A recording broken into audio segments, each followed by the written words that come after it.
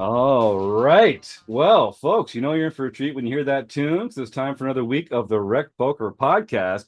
This is the forums edition, hanging out every Monday night and talking about poker strategy, talking about hand histories, talking about ways we can get better at the actual fundamental tactics of the game of poker.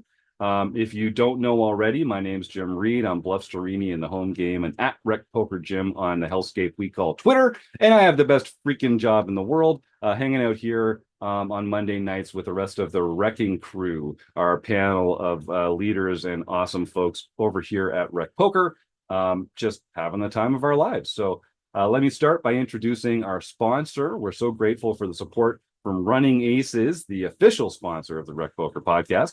They're located less than an hour north of the Twin Cities in the beautiful state of Minnesota. You find out more about them at runaces.com.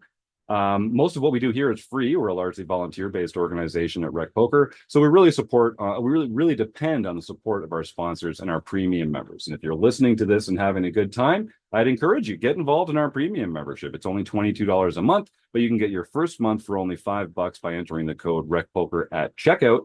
And if $5 is too much, I get it. It's a tough time in the world right now, and we want to support and welcome really poker players from all over the world, poker players from every socioeconomic background. And we don't want price to be a burden or to create friction on people signing up. So if you don't have $5 and you still want to get involved, just make a donation to your local food bank of any amount and send us proof of your donation, and we'll credit you with a free month here at RecPoker.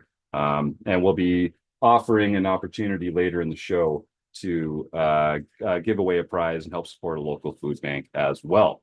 We're doing this forums edition of the show live on YouTube, which we do every once in a while. So we're going to be looking forward to some participation from the audience. And speaking of the audience, you hear my voice a lot around here, but I'm just one person, and it takes a whole gang to make the magic happen here at RecPoker. We call our gang of wizards the Recing Crew. If you want to find out more about me or the rest of the Recing Crew, you can go to rec.poker/crew or just listen up because you're going to meet a few of them here on the show tonight. And then we will dive into the action. Take it away, Chris Jones. Well, I'm Chris Jones. You can find me 5B5 on Twitter or 5x5 in the PokerStars home game. And I help run our monthly strategy segment called the Deep Dive. And I'm John Somsky, also known as Poker Geek MN everywhere. And I keep our home game slumping along. I'm Kim Kilroy, PetVet33 on the social platforms, Fergie56 in the home game. And I run a hand history review for premium members who would like to bring their mostly live hands on the second Wednesday of the month. It's a lot of fun. Come get involved, folks. So this is the forums edition of the show. We've been really amping up our Discord lately. So we still have the forums at RecPoker, of course, but more and more people are getting involved in the Discord channel. We've got a ton of great places there to share information, to bounce ideas off your buddies, and to get feedback from coaches and mentors about your own play. So go check that out. You can go to rec.poker/discord to get a link and get more involved there. So we're going to take a look at a hand that interestingly, we actually already looked over in a forum episode just a few weeks ago. It's a hand that Taylor Maas played in the WSOP this summer. And the episode and the hand itself created a lot of good conversation in the forums, on Discord, and even in our YouTube comment section, talking about different ways to approach this spot post-flop particularly. So even though we've kind of talked about the hand and gone through some of this already, Chris Jones thought, I think there's some pretty cool stuff that we could still tease out of here. Let's bring this back on the show. So Chris, take it away. What's on your mind about this one? And so I think, there was a really great conversation about this hand. Ended up going like 4 or 5 ways. It was a king queen offhand, and there was some compelling conversation in that. I think Kim leading the charge, saying just fold pre. And so I think, I think really, I think there's a compelling case there, and I don't want to kind of relitigate that. And actually, I'd like to simplify this scenario, because the conversation that really interested me was one that I saw that also aligns with something that I keep thinking about on turn play.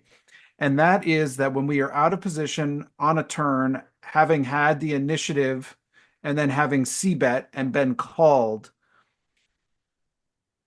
And we have sort of a condensed ranged hand like we did in this hand. So the hand in question was, let's say this was just a heads up sort of scenario where we were in one of the blinds. We three bet somebody who had opened from the hijack, and they called us. And so we are the pre-flop aggressor, but we're out of position. And the flop came King Seven Deuce Rainbow. In the hand in question, we had King Queen, and we elected to C bet and were called once by the player in position. So, and in the actual hand in question, a bunch of other people folded. But let's just simplify this and say we're in a heads up scenario, and that has happened. And then the turn bring I think was a 9 in the hand in question. And we can talk about some different scenarios like this. And I don't necessarily want to just focus on King Queen. What I want to focus on is when we're in this scenario, having been the preflop aggressor, then having C bet, maybe a large portion of our range in these kinds of, like, especially where we've taken a 3-bet action. And then now we're heads up, we're out of position, and we've got a hand that maybe we don't want to take 3 streets. Maybe we want to just sort of maybe get more into like realizing our equity mode. But the act of checking here feels like it just absolutely caps our range, or does it? Or does it? And what are the monsters that we are checking on this turn? What kind of value are we checking on this turn? And I think this is a scenario that as I was listening to the conversation, I was thinking about this myself. It's a scenario where I feel like I am playing way too face up and even aware of it in the moment, but I don't know how to escape it. I don't know how to and I'm starting to think about, so for instance, there's this player, Sean Winter. The poker guys have talked about Sean Wintering, which is this idea of betting small on the turn in these cases with a large portion of your range for the simple ability to keep your options open because it uncaps your range. Whereas when you don't bet here, when you check on this turn, you almost always cap yourself at top pair or worse. And so that's the conversation I wanted to have, is sort of like, what do you think and what do you do in these situations? Are you checking strong value, having been the 3-bet aggressor, then C betting, and you still have strong value? If you have pocket kings or something, are you checking those on the turn? Or how are you protecting your checks? Or are you ever betting hands like, say, pocket queens? If you have pocket queens on this board, like, are you ever betting those for a second barrel on this turn? And that's the conversation I wanted to have. So, Chris, I want to just clarify for our audience here. So, are we talking about like generally when we're the aggressor and we're out of position, how do we proceed on future streets, or specifically on this exact flop, like with the how specific do you want to get? I felt like this exact flop helped frame it Okay, but I am more sort of interested in, like, when we've 3-bet, been called, C bet, been called, still out of position, and what, like, when we check, aren't we just being like, just here you go, take it away from me if you want. If you're good, if you're good enough to read this, you understand, like that's, I don't know. That's I think the dilemma for me.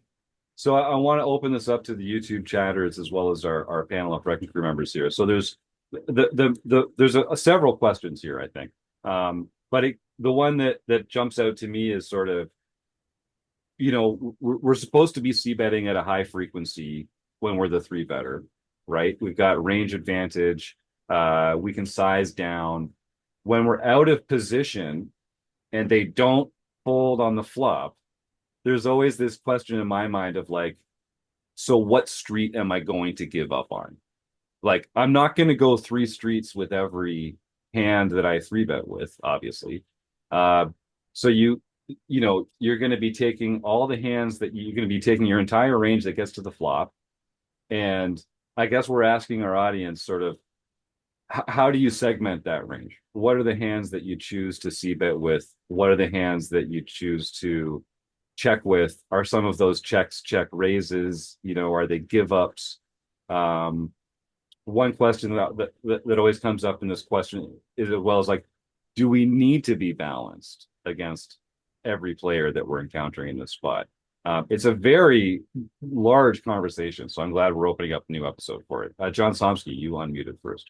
Well, I was going to say you had said, what sizes what should be in our checking, what should be in our betting range, but it's really more along the lines of what do we do when we miss so that we can check and not always give up, right? I mean, I really think that's the question Chris is asking is how do we not make it so that we are just playing our hands face up? Right. And maybe not missed. It's the hands, like the hand on a king 7 deuce board, king 7 deuce 9 board, right? Let's just say it's maybe there's a flush draw now, but let's not put, at least it's not 3 of a flush on the board. King 7 deuce 9 on the turn. We've got queens, jacks, 10s. My instinct there is, well, we should check this, right? Or I've got, like, if I 3-bet, I got spicy with king 10 and I got even that kind of hand, and I bet it once and I got called, and I feel like what like Play Optimal Poker would say to us is, well, we've got a condensed range in this situation. We shouldn't be bloating a pot with a non-polarized range. So we should be trying to just realize our equity and probably play this through a check call kind of mode. But I ultimately feel against, like, really good players that if you check and call this, they should blow you off of it on the river. Like a good player should. They should just be like, and it's really hard to, what do you do with that part of your range? And do you ever bet here on this turn? Is the answer to check hands like pocket 9s for your set of 9s that you turned on that you got on the turn? Like, do those start to pull into your checking range, or king 9? Do those start to pull into your checking range so that you have something to fight back with against an observant player? Kim, you unmuted there. What's on your mind? Well, I mean, specifically hands like top pair, medium kicker, like thinking we're not talking top. It's not worth 2 streets of value, more than 2 streets of value anyway. We're not going to get 3 streets of value out of this hand. So do we check the flop and go for the turn bet, or if we bet the flop, maybe we check the turn, and now our value is going to come on the river. So our value can come from either betting the river if they check back the turn, or if they didn't check back the turn and we call, now we're just bluff catching with it or something like that. I just think that, like, those kinds of hands are not worth 3 streets of value anyway. And let's just define for our audience. So when Kim's talks about streets of value, she's basically saying, how many streets can you make a value bet and get called by a worse hand? So it is kind of a narrow target. To get called by a worse hand on 3 streets means that your opponent has to have a worse hand than yours, but not so bad a hand that they're folding to 3 streets. So, you need a pretty strong hand to get called by worse hands, as well as getting called by better hands, I guess is the way to think about it. So the thinner your value, the worse your hand is, the thinner your value is. So 1 pair hands you might think of as like, I'm going to get 1 street of value. I'm going to get 2 streets of value. Sets and 2 pair, or you might get more streets of value. It all depends on the board run out, of course, but that's kind of what we're talking about there. Yeah. I think hands like queens and maybe jacks too, they don't need a lot of protection on this board. They're either way ahead or way behind. So again, those can fall into the same sort of category. I often will not c bet those kinds of hands on this Right, kind of right, flop. I right. will delay the c bet because we're Yeah. out of position, and we generally have a lower c bet frequency out of position anyway. Yeah. Yeah. Yeah, I tend to agree there. I think that's become part of my adjustment in this strategy is checking more out of position on the flop so that we don't have to because I feel like the c bet check and then see where you're going is a line that is very easy to attack for a thinking player. Um and yeah, so that's the but I guess like a hand like king queen, like the example that was in the hand a few weeks ago in the episode. King seven deuce rainbow, we see but we three bet it pre-flop, we see bet it, nine comes on the turn. Maybe we probably that's probably a hand we probably want to see bet for a lot of reasons that were discussed in the episode last week. I'm just And if kind we of see that, as one. we see that small, I think we can just go small again. That's my Like I don't question. think That's my doesn't question. change. It doesn't change the board texture all of that much. And if we went like quarter to a third pot on the flop, I think we can do the same on the turn here. Yeah, Now we haven't talked about stack depths or any of that stuff and setting up rivers, and right, it's also stack dependent. But in a vacuum, I think we can go small, small on a turn that doesn't change right. the nuts all that much. And then does that mean that are we going for three streets, three small streets? Is that the kind of the approach with this? So like so king seven deuce nine three on the river. Is it just small, small, small? What's our value target? That's what I want to talk about here, because in some boards, I feel like you have to get value on flop and turn because it's very draw heavy, and you're not going to be able to get value on the river from the portion of your opponent's range that would pay for it on the turn before that last card came in. On King 7-2 Rainbow, it's not a flush draw. There really aren't any straight draws. So your opponent's calling range is going to be mostly marginally made hands, right? So like ace seven, pocket tens, king Queens, nine, right? jacks. Yeah, the queens that didn't three bet pre-flop and stuff like that. Or no, you three bet, so they just go. So in that case, I think you can get some value on the river from some of those marginal hands. Whereas if this was a much more coordinated board, I'd be arguing much more strongly for flop and turn bets. And then you can decide to give up on the river and check call with your bluff catchers, because more bluffs are available for them too when their draws don't come in. In a spot like this, it does. I do like the There's not a small lot bet, of small bet, draws on the small. flop. That's the Yeah. problem. Right, right, So right. so I like charging them, with their king hands that you're beating, with their lower pocket pairs, their one pair hands. So how are they going to exploit us in that sense? Are they going to be like what are the mistakes that we're allowing them to force us to make? You know what I mean? Like if they have a really strong hand, they're going to raise. If they have a medium strength hand that we're beating, that's not like a natural bluff raise for them in this spot. Like they're not going to be thinking, oh, I can get this guy off a king. So what are the ways?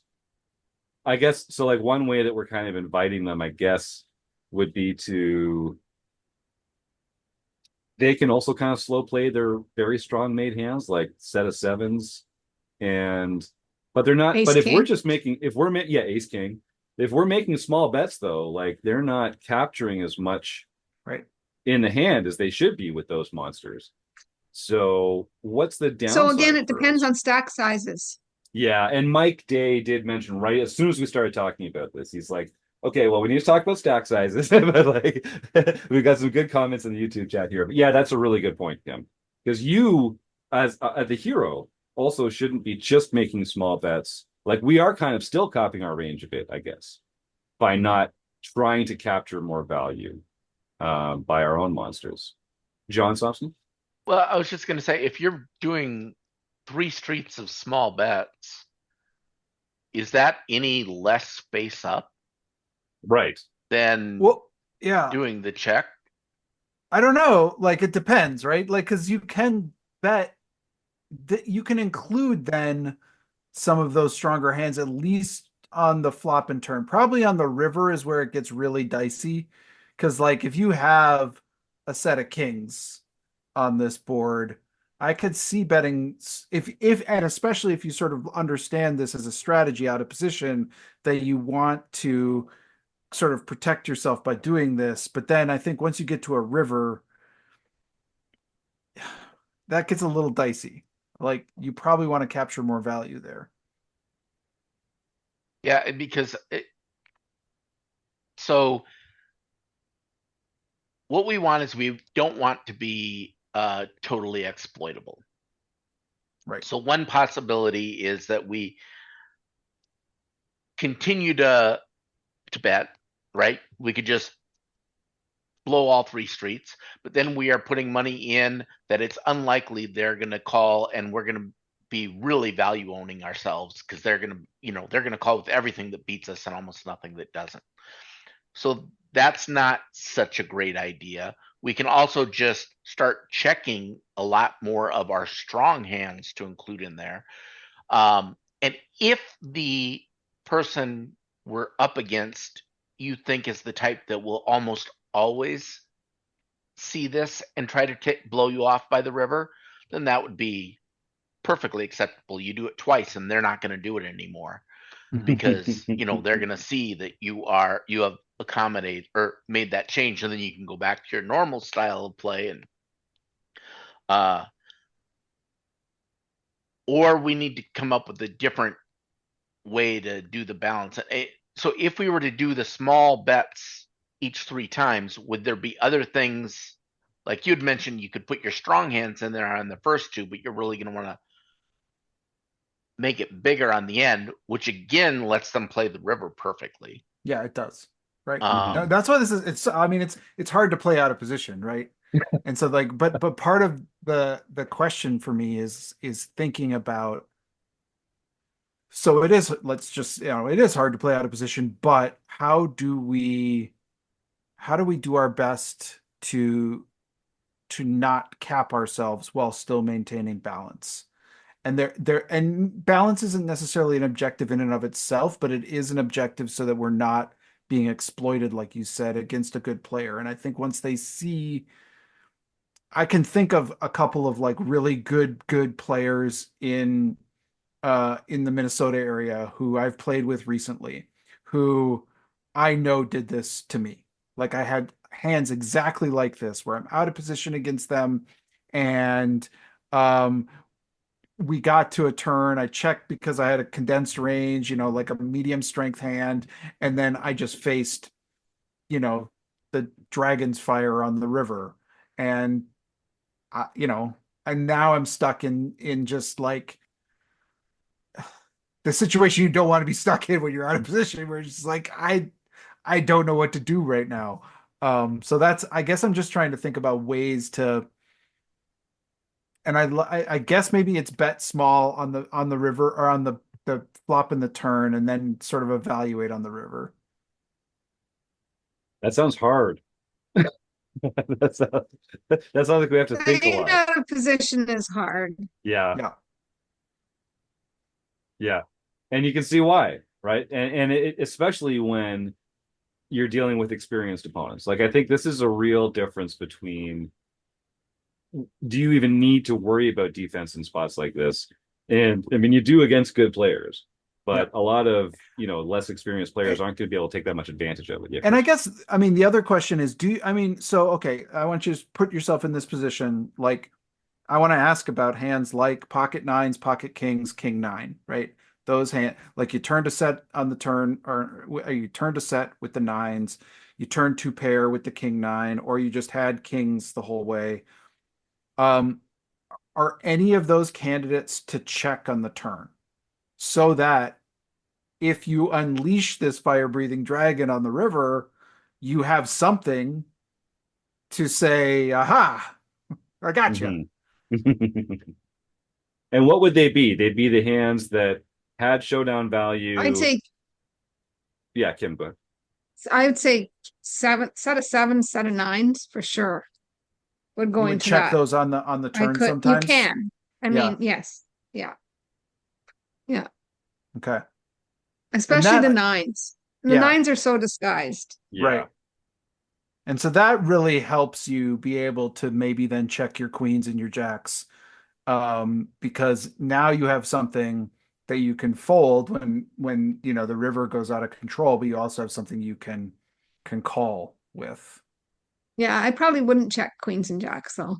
Me, like Oh, you personally, would. like not versus one player. Like we're talking about being the small blind against one player. Right. Like I think in this scenario it was multi-way and we Yeah. squeeze. So Yeah. that range is going to be different as a squeeze than it's going to be versus one player.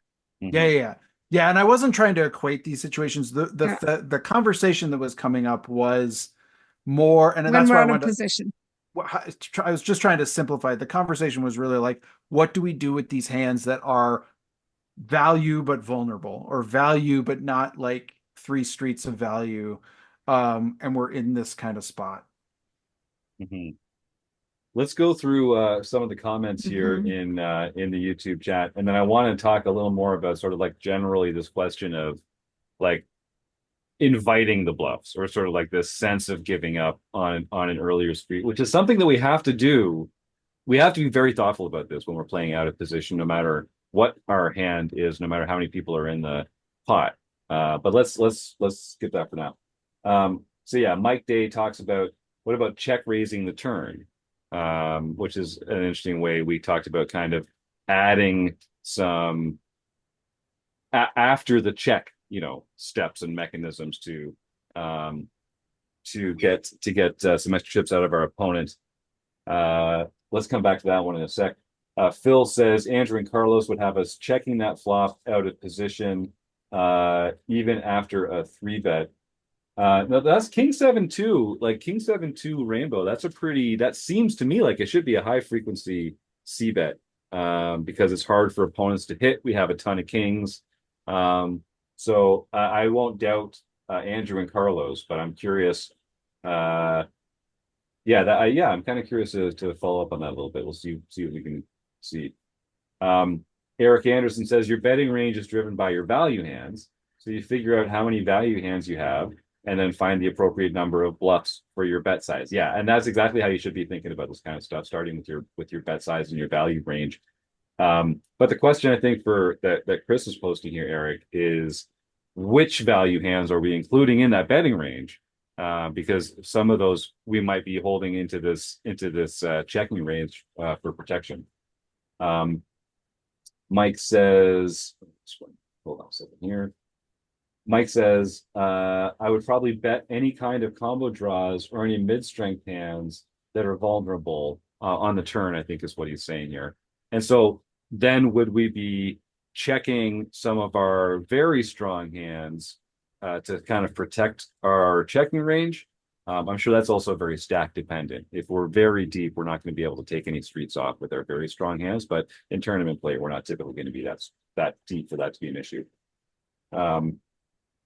Eric Anderson says, how long will you have to play before a good player can get a read on you? That's a good question. So let's just take a second here and talk about like, how bad is it to sort of wave the white flag like that? Like, is it that bad? Like how? I don't think it's well. So my thought on this is because I am thinking about, like a very good elite level player that you'll find yourself playing with sometimes, right? And I don't think it's necessarily they have a read on you. I think they have a read on the population. Yes. And they have an understanding of this line is never the nuts, right? This line of 3-bet, C-bet, check, call Right. is just, I mean, it's like never the nuts. And so I can get you off of whatever you have. And speaking of Andrew Brokus, like one of those you listen to podcasts, you watch videos, you join training sites, you get these thoughts that just stick in your mind. Um, oh God, did I just push it out of my mind by describing it? Oh, good Lord. I think I did. Chris, what were you just saying? I was saying this line is never the nuts. Oh, yes. And Andrew said several years ago, you don't need to know exactly what kind of hand your opponent has. But if you can exclude some hands from their range, that's functionally effective. So he basically describes hands as being either monsters, medium strength hands, or draws slash air. And if you can remove one of those three hand types from your opponent's range, that gives you a lot of power. And in this instance that Chris is talking about, he's saying this line removes the nuts from your range. And so your opponent doesn't know if you have a medium strength made hand or air, but they know you don't have the nuts.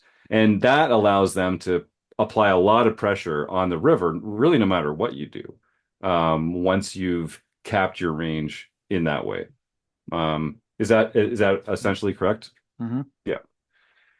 So how can we, so that's the real question. If Andrew was here, I would ask, so how do we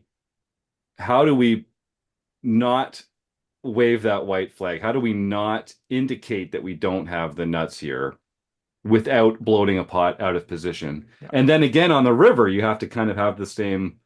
If you just give up on the river instead of on the turn, you're kind of still waving that white flag. So that's the hard part, I think. Kim, you unmuted there. No, I was just wondering, are we talking about opponents that will always bet when we check the turn? Is that the Right. specific question we're talking about? Or are we talking about getting to the river and then going check on the turn? Like, which They're both one is interesting. it? Because they're kind of different in my opinion. Yeah, I'm the sort of mindless, I'm gonna apply aggression when you check is less my concern than the ones who are really aware of the situation and fundamentally understand that we have completely taken off the top portion of our range in most cases. When we check the turn. When we check the turn. Mm-hmm. And those are the players who, whether they bet the turn or not, they'll probably just overbet shove the river, and now you've got queens on a king high board, and you're like, I don't know what to do. So Yeah, if you knew if this other player was playing with their cards face up and they were just making a play at it, you'd obviously call. So correct. If you're that, what are they doing that's making that a bad play? By doing it with I see, John. You're saying like, is it that they're making these plays with weak ranges and we should just be calling and that's not really a problem? I mean, are they ever bluffing here with that big thing, or is it always? Are they always? I mean, if they were always bluffing, then it's easy. You just call, right? Yeah, and you're done. Yeah. So, but you're afraid that they are also doing this sometimes with their value. But the thing is are they really going to be doing it with their value that much unless they really think you're a thinking player? Mm-hmm. Because they can't, I mean, unless they have the stone cold nuts, they want to get some value from there. And they've already said you have a capped range, so you can't call. So when would they be doing this for value? That's a really good point. It's a good point. Because we have said, like, the problem is that we've waved the white flag, right? So we're indicating that we don't have strength. So they really shouldn't be trying to value bet at a large sizing. That should be, I mean, again, how balanced are these players? How thoughtful are they? Are they thinking, what do they think we're thinking? It's, but I really like the way John's getting at that, because their perception of our range is as important as our perception of theirs. So is maybe the adjustment is more like that we have to play this strategy because we do have a condensed range. We can't just always represent the nuts. And we recognize that it caps ourselves, but we sometimes have to call 3x pot shoves with pocket jacks on this board because Ugh. because Yeah.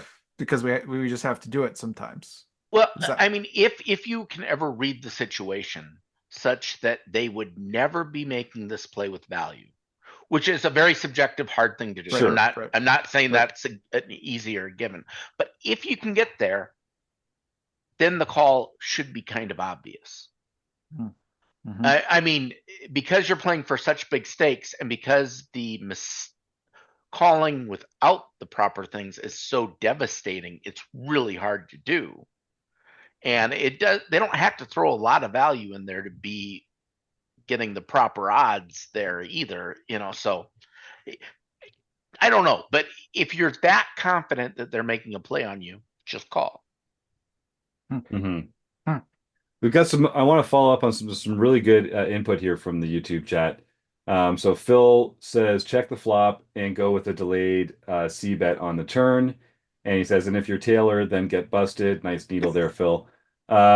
Mike says check or check raise any top pair or over pairs. So that's how he's got some in protecting his range here, and he does chime in later as well to say that. Asking about the check raise because he thinks he can control the pot size that way and still have the nut. So it's a nice little, you get a lot of benefit from both sides there because you are kind of discouraging some future bets from your opponent, some bluffs from your opponent because you demonstrate some strength there. Uh, Chip Extractor has a bunch of really good points here. It says the issue with the check call line on turn with obvious bluff catchers that you need to be willing to actually follow through and bluff catch the river, and too many players are not able to follow through. Right, which is exactly what Chris is Yep. talking about Yep. here. Right. And I don't think we always have to call every river just because we call the turn. Like that is one of those like general rules. Like, well, nothing's changed, so if you called on the turn, why don't you call on the river? Like sometimes players do just give up. But I do think that that should be a decision that you make on the turn. You should have a sense of like, what are the cards that are going to come on the river? What are the sizes that our opponent's going to use here? And have a sense of whether you're going to call or fold as a bluff catcher, depending on that. Um, Mike and Steve follows up with good players know that and blow people off their hands on the river. Yes, yeah, exactly. Mike comes in and says that might be where we have an advantage if we are willing to follow through and take that bluff catching line because a lot of players aren't. That can be a way of us kind of counter exploiting these aggressive opponents who are used to people overfolding in those spots. As Steve comes back, says being exploitable in and of itself may not always be a bad thing. If we're willing to re-exploit when they attack what they believe is imbalance, we can put them in tough spots. And this is one of the reasons good players love to play deep. And I really want to jump on that point too, because depth of stack and being in position are the ways that excellent players get to exploit you. They're the ways that they get to express their skill edge by having more information than you on every street and by having enough behind to put you in very comfortable, very uncomfortable positions with regard to the actual pot size right there.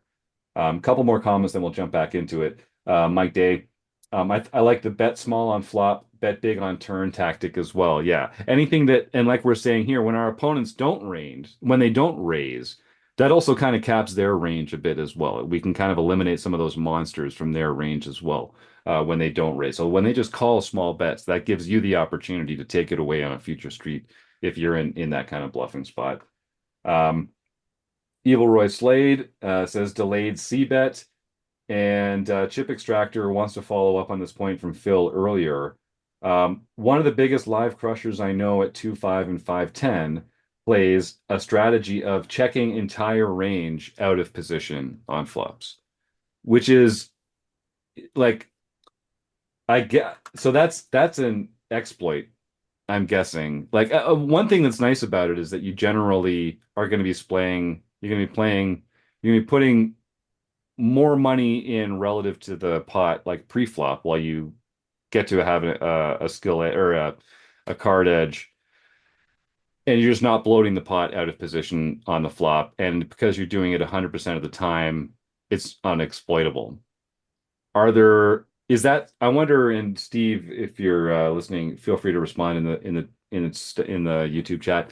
Is that true at very deep stack depths as well? I'm doing great, gang. Doing just real well here. Are they are they checking range out of position in three bet pots, like regardless of stack depth? Because it's feels like there's got to be spots where you have a very strong hand, you make a very strong hand, you want to stack your opponent, and you kind of need three streets to do that. But yeah, I'm kind of curious to see how that goes out here. Kind of flop dependent in a lot of ways, I think. Yeah. Yeah, that makes Yeah. sense. So I mean, I can get behind that, and the more and more I've been studying, the more out of position. I think its default is check, and then you have to justify betting. But I don't know, like I think that's more in single raise pots too. yeah, and Yeah, betting is yeah. so profitable in three bet pots. If you can just take it down, you get it's so much, so good. And I just want to say when we are facing, it's not always the skilled aggressive opponents that will overbet. Like if you check twice, like if you check turn and check river, there's a lot of people that will Mm, overbet. yeah, Uh, fair. and with their value and their bluffs Mm-hmm. Mm-hmm. on the river. Mm-hmm. hmm Yeah, I just don't like playing out of position. That's what I'm Right. learning. It's Right. just Well, it yeah, sucks. it does. And honestly, Well, that's maybe we should affected. not three bet. So maybe we That's should what I was not. gonna Maybe we say. should be super polarized and not three bet a condensed range when we're out of position. Yeah, don't tell So our anyone. super polarized hands, it's easy to get away from the garbage. Yeah. Yeah, I do think there's something to that. This past year, I started c betting. Sorry, I started three betting out of the blinds much more judiciously than I had been before because of spots like this, where you end up now you're playing out of position all hand. You kind of have this range advantage, and so you feel like you're sort of like obligated to continue trying to win the pot, and it makes for some really uncomfortable and awkward situations. Um, we got another comment here from Mike Day. Speaking on what Chip Extractor was saying, can we act like we don't know what we're doing and exploit that way? Oh, hell yeah, brother.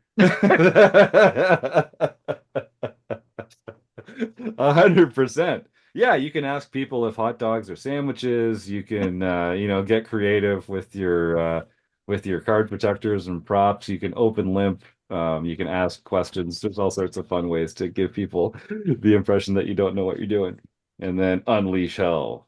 But yeah, I think that's a great idea. I don't know. I generally don't need to act that I don't know what I'm doing. It just comes out naturally. Uh, so let's talk about the other side of this then. So what are the hands that we're betting? Because now we're saying that we're kind of theoretically coming around to, instead of this being a high frequency C bet spot, this might actually be a lower frequency flop C bet spot. Um, is that so? Are we? And on a board like King 7-2 Rainbow, we're not going to have a lot of like obvious semi-bluffing hands. There's not a lot of drawing hands. There's not a lot of ways for us to. And I guess when we only have so many value hands, we don't need a lot of bluffs and combos in that range as well. But are we are we betting top set on King 7-2? We're blocking a lot of the hands that we'd like our opponent to have to call. I think we're probably betting. We'd love to be betting trip sevens or a set of sevens or a set of twos. We're probably betting aces, right? We're getting called by ace king. Like ace king and king queen are not that different hands here, honestly. I mean, King queen blocks I queens. I would still like to be betting those hands. Yeah. Yeah, me too. We're not showing up here with 2-7 or king 7. So So we're not going to have a lot of Set of kings, value hands. I might check that. I think I probably would set of kings, check that. Let's ask the YouTube chat. This is another question, and we'll probably wrap it up shortly here, folks. But on this board, King 7-2 Rainbow, we are the three better. We've been called, we're out of position, and let's say that we're not going to just check everything, but let's say we are going to kind of cut down on our C bets here from the assumptions that we were making at the beginning of the show. What are the hands that we are continuation betting here? So I'll give them a little time to work on that. How much of this is so stacked? Let's just cover a couple bases here. So stack dependent, and if we're in like a tournament and we're shorter stacked, I don't think we need to worry too much about leveraging the entire stack. Yeah, I was operating on us being deep because the example that we talked that was discussed Taylor's was one, yeah. fairly deep. I think it was like 70 or 80 big blinds deep or something. So it was fairly deep stacked. It was early in the tournament. One of Kim's arguments for folding, which I thought was a very good one, was that you can't scare them off, and like when you three bet and you're just going to get 5 callers, which he got, so like it was a very deep stack scenario. Yeah. I mean, yeah, I guess it's just a question of like, what's your threshold for getting it in, right? Like if it's just on a board, like let's say it does go out the way that you said it would. So King 7, Deuce, 9, 3, Rainbow. Are you getting it in with top there? Like, can you get called by worse for 3 streets? I mean, you can, but can you get called by worse enough to make up for all the times you're also called by better? So my question then is, and if not, what street do we give up? How do we decide? Maybe it's the flop. Yeah, maybe it, but then like what don't we bet? Yeah, that's the. So then do we have to just check like Steve and Phil are saying here, do we have to just check 100%? But I guess it's got to be board dependent, right? Because if this was a more wet coordinated board, we'd have to be charging. Do we though? I mean, I have no idea what's going on anymore. What is this game of poker? Are we supposed to be charging our opponents when we're out of position with like these semi-made hands? Like we'd have to bet so big for them to like fold a flush draw in position in a 3-bet pot. You know what I mean? Maybe we're just not taking that line. I guess another thing to think about would be the player that's calling the 3-bet. Like what? Hang on, why are we trying to make them fold a flush draw? Don't we want them to call? Yes. That's a good point. Yeah, good point. Sorry, I misspoke. We want them to make a mistake, right? Ultimately is what we want. So we want them to call for like way more than they would have to. But no, I take your point. We actually, yeah. But again, it's like it's harder because we're out of position. I don't like that. We got a comment here from Mike Day. He says he would bet any straight draw, especially open-ended, and any nut flush draw. Yes, on those more wet, more coordinated boards for sure. Yeah, right. And I think that is. This is and I think those are the boards where I can get more behind almost checking range or checking a significant portion of our range. Unlike a Jack 10 9 2 heart board, and it's in a 3-bet pot. That's a board that I don't have a lot of interest in being out of position and betting out into. No matter what. Pretty good if we have King Queen though. Well, yeah. So, Chris, are you saying that? Because I think about it in terms sometimes of, and this is going to sound so straight recreational, but this is the way that I do think about it, which is like, poker's not about winning hands, it's about winning chips. And sometimes you just get into a hand where like the bad event has already happened and you're just like you're just not gonna win this hand.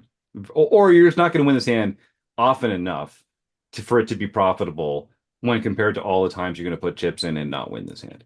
So I don't know if that's the same thing as just like, when we say like giving up on the hand, but it does like you're in the small blind, you three bet. It's the situation that you've described, Chris. The board comes, 10, 9, 7, two-tone or something like that.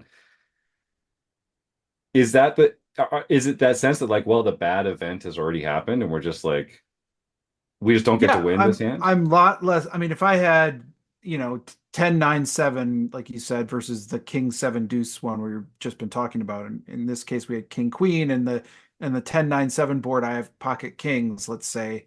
Right. Like in both cases, I have a pair of kings. In one case, I've got an overpair, or let's say I have aces on the King 7 Deuce board. I feel infinitely better about my aces than I do on that 10 9 7 board. Yeah. Um, because I've been called in a three bet. People have pocket tens, pocket nines, pocket sevens. They might have pocket eights, so they're open ended. They've got, there's just so many ways in which my overpair is going to be cracked here. So Hmm. it's a board I think that invites us to check more. Interestingly, again, in some other dynamics, it would be the board where it would say like, yeah, you'd be betting less frequently, but to a higher Yeah, amount. You'd be using a larger larger amount. size. Um, I, and I I think the I real wonder. question is like the real question is when you've got a very strong one pair, your hand is not likely to improve Mhm. on turns and rivers, but your opponent's hands can a great deal. And so as part of that thing is like assuming we actually get to the end of this hand, how likely am I actually going to be good? Right. Uh, John? Well, I was just going to say, I wonder if part of the problem is just the terminology we're using. So we're saying we're giving up. Giving up Right, is not considered a positive action. right. If you were to have said, I am not going to throw away money that into this pot and give away my money in a negative EV situation, that does become a positive situation. There are spots, particularly if you think about a game like Raz, where it's sitting there on Fifth Street and the opponent has your board locked. Even if you draw perfect, you could be drawing dead, depending upon what their base cards are.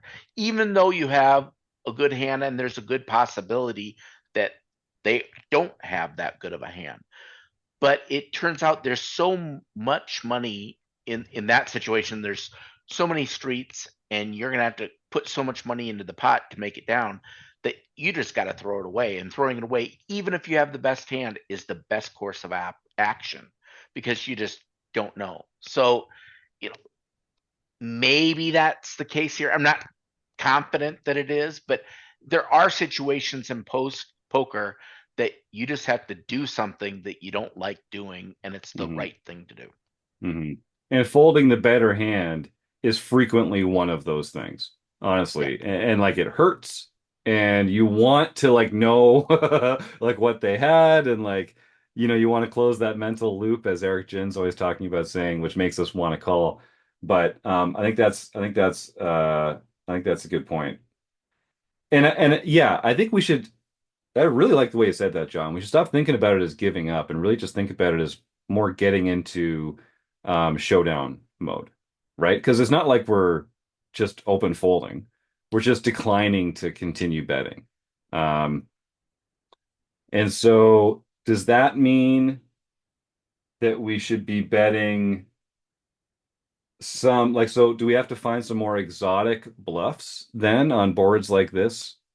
You know what? That's a whole nother episode. That's a whole nother episode. We got a good comment here from Eric Anderson. He says he's betting sets over pairs and nut backdoor draws, and then check and maybe check raise the rest. Yeah, I like the way he's thinking about the different parts of his range he's going to put in the different buckets there. Um, so this is really. it's a difficult spot. Chris, thank you for bringing this to us because it's a spot that we encounter a lot playing out of position, and we kind of feel like when we're the pre-flop aggressor, we've got all this extra, you know, juice flowing, even though we're still out of position. I think that can get us in trouble because we feel this obligation to like continue to try to win the hand. And that really shouldn't be our objective. Like we said earlier, you should really try and just win as many chips as possible in any circumstance. And sometimes you'll get into these situations where the choice is between winning zero fewer chips and negative fewer chips. And that's, that will remain an option that's available to you. So yeah. Yeah. All right. Well, I'm not sure we actually answered your question, Chris. I think we had a kind of a spirited conversation here. Um, and I appreciate that. But yeah, I don't know. Apparently poker's hard, particularly when you're playing out of position. So we usually do this forums edition podcast just over Zoom with our premium members, but we're doing this one live over YouTube, and we've had a lot of people contributing. So instead of doing our normal food bank raffle, I think I'm just going to make it. I've got a list here of the people that have submitted some answers and questions to the group. And so I've got Mike, Phil, Eric, Chip Extractor Steve, and Evil Roy Dave. That's 5 people. Chris, do you happen to have a 6-sided die? If you do, I will, if we roll a 6, I will donate $20 to a local food bank here. And if we roll a 1 through 5, that'll be one of our correspondents. Which one am I trying to avoid to not give it Don't to Phil? roll a 2. Yeah, don't roll a 2. 2. Anything. Okay. If it's a 2, just say it's a 6. I'd much rather pay $20 than have Phil win anything. That's called the bamboozling. The bamboozle. Yeah. What do we got? My God. Oh my Don't God. say it's a 2. Is It's it a really? 2. Oh. All right. Well, I think Phil congratulations, just bamboozled us. Yeah, I got the old reverse bamboozle. I haven't seen that since the WWE days. In all seriousness, though, congratulations, Phil. You are already a RecPoker premium member, and our first ever hate member. Specifically signed up as a premium member just to have more access to the RecPoker Crew to make fun of us to our faces, which we really appreciate that. Thank you, Phil. And you're just winner after winner here for Phil Razor. Send an email, please, to info@rec.poker because you're already a premium member. You're going to get some free access to one of our fantastic training partners, which I think you will really enjoy. Info@rec.poker to claim your prize. Thank you, Phil. And it's good to see you too, buddy. Looking forward to getting myself back into the swing of things here and catching up on stuff. All right. Well, folks, this was an absolute blast. Thanks for chipping in your time and your comments on YouTube. I want to thank the Running Aces Hotel, Racetrack, and Casino because they're a fantastic supporter of the show through their sponsorship over the years. Kim Kilroy, John Somsky, Chris Jones, and even Taylor Maas. Oh, God, do I have to thank Taylor and Phil in the same episode? First one back. Give me a break, guys. All right. Thank you all so much. I had so much fun here, like I always do. Thanks for joining us for another week of the RecPoker Podcast, and we'll catch you at home next week. Take care, everybody.